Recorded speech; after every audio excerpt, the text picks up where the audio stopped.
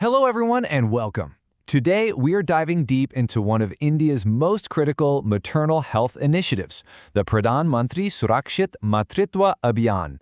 Now, if you're gearing up for your community medicine exams, you're in the right place. Think of this as your essential high-yield review. So here's our game plan. We'll kick things off by understanding why this was needed in the first place, the scale of the challenge. Then we'll break down the core PMSMA program. From there, we'll look at its really important evolution into ePMSMA, see how it all works on the ground, and wrap up by looking at its impact and how it's expanding into cities. To really appreciate a solution, you first have to grasp the problem. So let's look at the sheer scale of the challenge that this program was built to solve. So what was the data really telling public health officials? Let's take a look at the numbers that made it clear that some kind of major national action was urgently needed. Now, while India has made incredible progress in reducing maternal deaths, this number is a pretty stark reminder of the work that's left. 44,000 women a year. Every single one of those is a preventable tragedy. And here's a stat that really tells the story. A staggering 48%, we're talking nearly half, of all pregnancies in India are considered high risk. That means they need special attention, specialized monitoring, and specialized care. And don't think for a second that this is just a rural problem. In cities, conditions like anemia are incredibly common, affecting almost half of all pregnant women. This is a huge factor that contributes to high-risk pregnancies and, unfortunately, poor outcomes. For the urban poor, these barriers create something of a perfect storm. You've got high costs, long travel distances, endless waiting times, and a lack of clear information. It all works together to stop women from getting the quality care they so desperately need. Okay, so in response to this pretty clear crisis, the Ministry of Health and Family Welfare launched a massive targeted intervention back in 2016. The idea behind PMSA is actually simple, but it's incredibly powerful. Let's dedicate one fixed day every single month, the 9th, to providing guaranteed high-quality antenatal care across the whole country.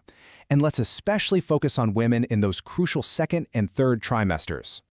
The goals were absolutely laser-focused. Make sure every pregnant woman sees a doctor at least once. Boost the quality of that care, and, this is key, identify and start tracking those high-risk pregnancies before they turn into emergencies. And this image does a brilliant job of showing the 4 pillars of what's offered. See, it's not just a quick checkup. It's a whole system that includes diagnostics, a plan for managing high-risk cases, and vital counseling on everything from nutrition to getting ready for birth. But here's the thing about any successful public health program. It has to be willing to learn and adapt. And that brings us to the program's next chapter, its evolution into what we now call ePMSMA. Pretty soon, a critical gap started to show. While the program was getting really good at finding high-risk pregnancies, it was having a tough time with consistently tracking them and making sure they got follow-up care. A lot of women were just falling through the cracks. Now this slide shows that critical evolution, and this is a key point for any exam. In 2022, ePMSMA was rolled out. It added a second flexible day specifically for high-risk cases, brought in better tracking and referral systems, and this was a game changer. It incentivized the community health workers, the ASHAs, to make sure these women actually made it to their follow-up appointments. This visual really lays out the new, more robust system. It's not just about that one day anymore. It's about building a whole continuum of care around that high-risk patient, from screening and tracking all the way to linking them with the right referral facilities. Okay, so we get the what and the why, but how does this whole thing actually work on the ground when the 9th of the month rolls around? This flowchart gives us a fantastic bird's-eye view of the patient's journey. It's a really streamlined process. You get registered, you do your lab work, you get the reports, you see a specialist, you get counseling, and then you get your medicines. It's all designed to be efficient and thorough. And here we have this brilliantly simple tool right at the heart of the program. Another classic exam topic, by the way. The sticker system. It's so simple. Green means no risk factors found. But a red sticker? That's an instant visual cue to every single healthcare provider that this patient is high risk and needs priority attention right now. And what's so crucial to remember is that this entire system depends on a well-oiled team.